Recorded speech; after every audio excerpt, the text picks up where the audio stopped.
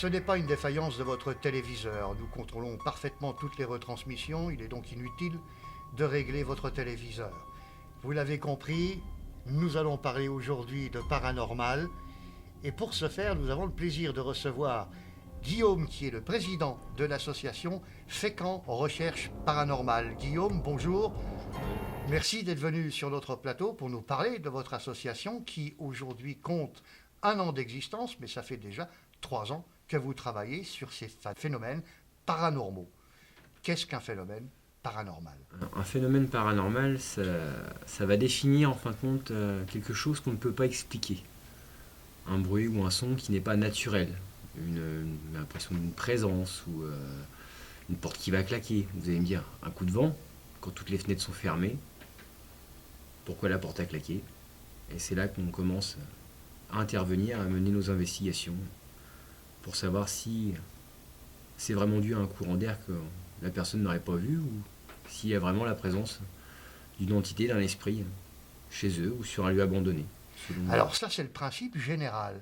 Qu'est-ce qui fait que vous soyez venu à développer cette discipline de paranormal? Comme vous l'avez dit tout à l'heure, c'est quelque chose que la science d'aujourd'hui a du mal à établir. Vous y êtes venu comment? Alors on y est venu tout simplement suite à être victime, on va dire, de phénomènes à la maison. On s'est posé des questions, on nous a répondu, une équipe a répondu à nos questions, et on s'est dit pourquoi pas venir en aide aux gens, parce qu'on ne doit pas être les seuls, et les gens doivent avoir du mal à en parler.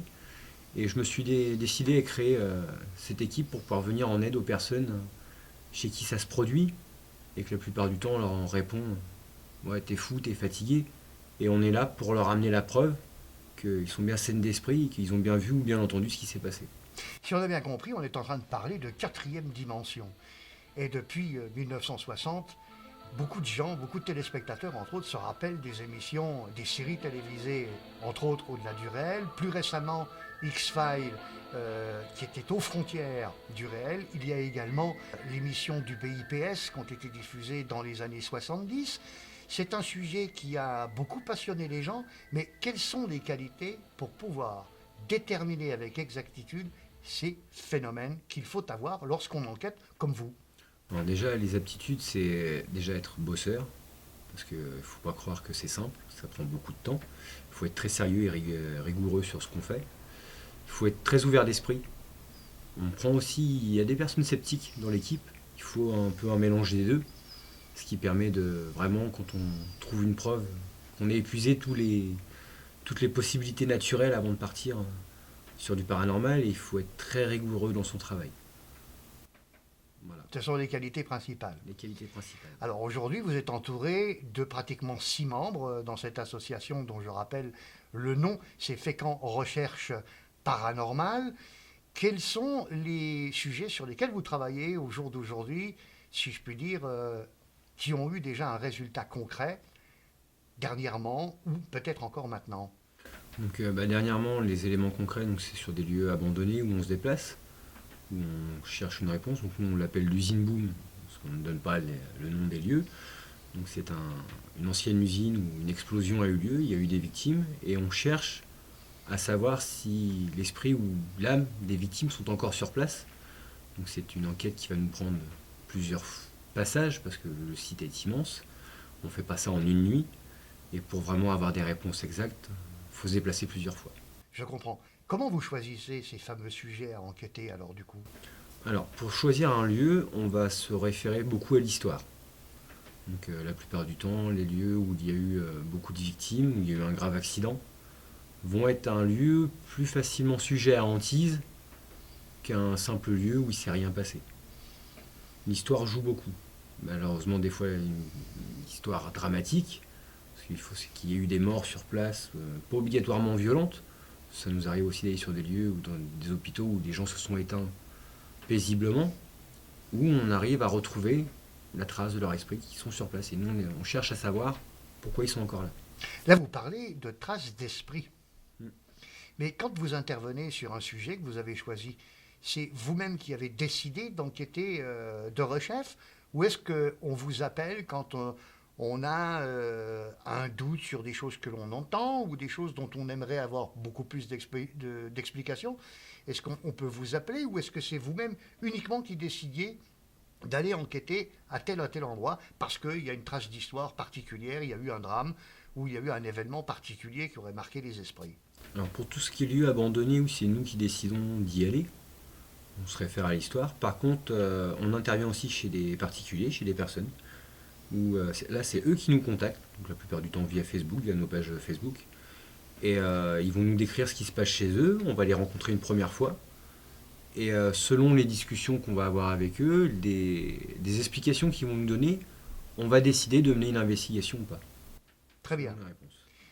De toute votre expérience en 3 ans d'affilée, quels sont les événements particuliers que vous avez pu mettre à jour et apporter des réponses concrètes? Les réponses concrètes qu'on a pu apporter sont beaucoup de phénomènes audio, ce qu'on appelle PVE, donc phénomène de voix électronique, où on en a régulièrement sur quasiment chaque investigation. C'est suite aux analyses des enregistrements audio qu'on ait pu faire, nous allons avoir des messages, des entités, des esprits qui sont sur place, qui vont répondre à nos questions. Après, nous avons aussi des éléments photos. Il arrive des fois que nous allons, sur une investigation, on va prendre entre 1000 et 2000 photos, on va tous les vérifier, et des fois, on va avoir un visage ou un corps entier qui va apparaître sur ces photos. Les vidéos, beaucoup plus rarement. C'est rare d'avoir une preuve en vidéo, ça arrive, ça nous est arrivé une fois en 3 ans. On continue quand même à filmer, mais les plus belles preuves qu'on ait pu emmener sont ou à la photo ou à l'audio.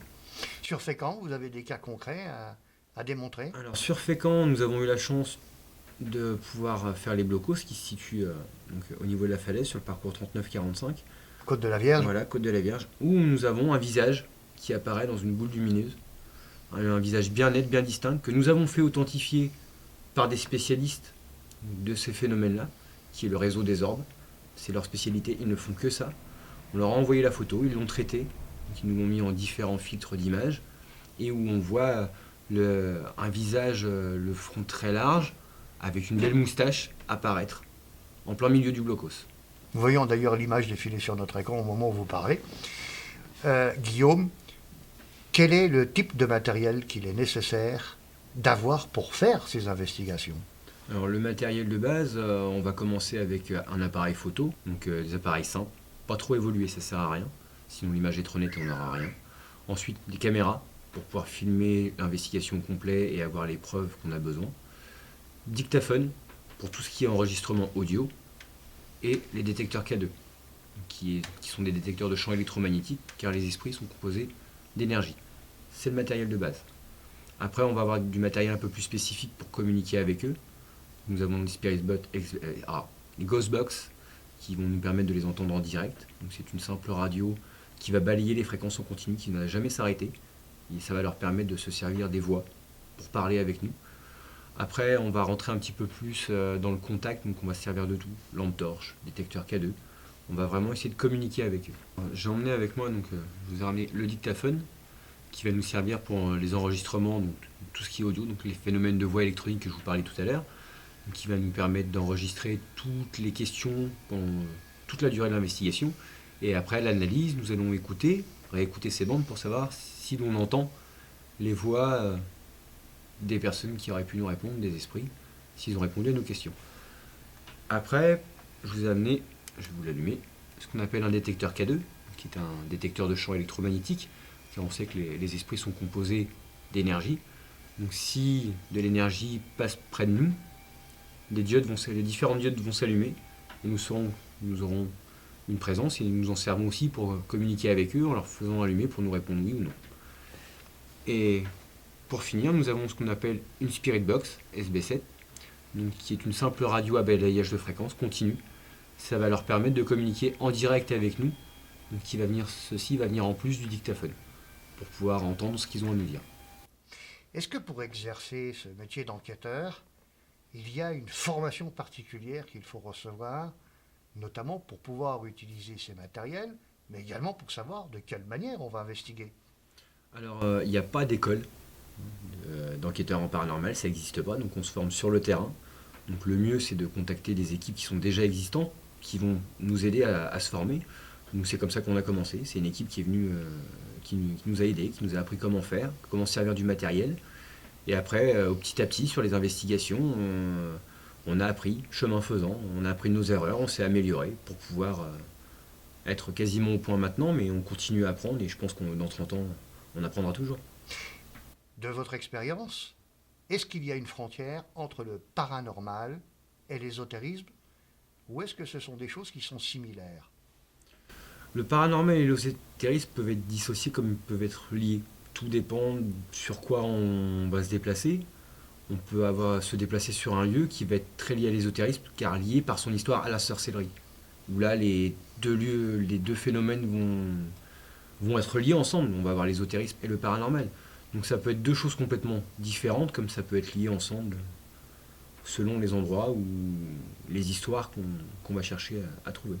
Alors, quand on exerce cette profession d'enquêteur, si je puis dire, est-ce qu'on est véritablement pris au sérieux par les gens de l'extérieur, ou est-ce qu'on est qualifié plutôt de charlatan, parce que c'est pas toujours évident pour tout le monde de comprendre la situation et justement ce développement, si l'on peut dire, de cette forme de science?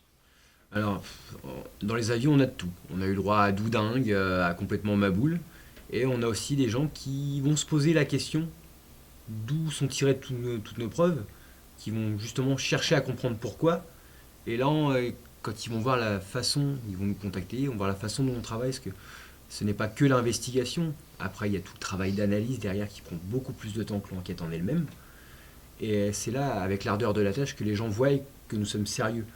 Quand ils voient que c'est du travail, qu'on n'est pas juste là à se déplacer sur un lieu en disant il y a un fantôme. Non, non. Donc, on va travailler énormément sur nos analyses derrière. Donc on va dire pour une investigation de 3 heures, c'est 8 à 12 heures de travail en analyse derrière. Alors, je vous entends parler de fantômes, et je vous entends parler d'esprit. Quelque part, le paranormal, comme vous le concevez, ça a quand même un trait direct avec l'humain, et notamment l'humain disparu. Mais est-ce que le paranormal, ce n'est que ça? Alors le paranormal englobe beaucoup de choses. Le problème, c'est que c'est comme le sport. Vous allez avoir le sport, mais le sport Avec plusieurs a plein de disciplines. Le paranormal, c'est pareil. Dans le paranormal, vous allez avoir les enquêteurs qui mènent des investigations. Vous allez avoir les médiums, les radiesthésistes, les cartomanciens. Vous allez avoir les professionnels de la TCI, qui est de la transcommunication instrumentalisée. C'est plusieurs disciplines, comme dans le sport, et qui se réunissent en un seul, le paranormal. Très bien. De quoi avez-vous besoin aujourd'hui au sein de votre association Fécampoise pour pouvoir continuer à perdurer dans ces recherches? Pour pouvoir perdurer dans nos recherches, à nous contacter, à pas hésiter à nous téléphoner, à nous envoyer un message sur Facebook pour nous parler de quelque chose, même si ça vous paraît fou. Ce sont des témoignages en plus que nous pouvons ajouter, où nous pouvons même aider à porter des réponses, et qui nous permet de continuer à faire nos recherches sur le domaine du paranormal, à prouver qu'après la mort de notre corps, on a une survivance de l'esprit qui est présent. C'est ce que nous cherchons, nous, au sein de l'équipe, c'est à prouver qu'une fois que notre corps est parti, notre esprit est toujours là et qu'on peut communiquer avec eux. Et c'est ce que nous recherchons actuellement. À prouver que nous pouvons communiquer avec eux et qu'ils sont... C'est comme un humain. C'est juste la forme qui a changé. Au moment où je vous parle, défilent sur notre écran toutes les coordonnées de l'association Fécamp Recherche Paranormale. Guillaume, vous pouvez peut-être les redonner verbalement. Alors, pour nous contacter sur Facebook, vous tapez Association Fécamp Recherche Paranormale, vous tomberez sur la page officielle. Et tout simplement pour nous téléphoner, 06 95 00 75 61. Nous avons fait donc le tour de la 4e dimension en direct des studios de Fécamp TV. Et nous avons surtout le plaisir de vous annoncer que d'ici quelques semaines, Guillaume Jouan, président de l'association Fécamp Recherche Paranormale, animera sur ce même plateau une émission mensuelle sur ses travaux. Ce sera un plaisir de venir partager ma passion avec tous les Fécampois et leur faire connaître un petit peu l'autre côté de la face du monde. Merci Guillaume en tout cas d'être venu sur notre plateau et ce sera avec un grand plaisir qu'on vous retrouve d'ici quelques semaines. Moi aussi.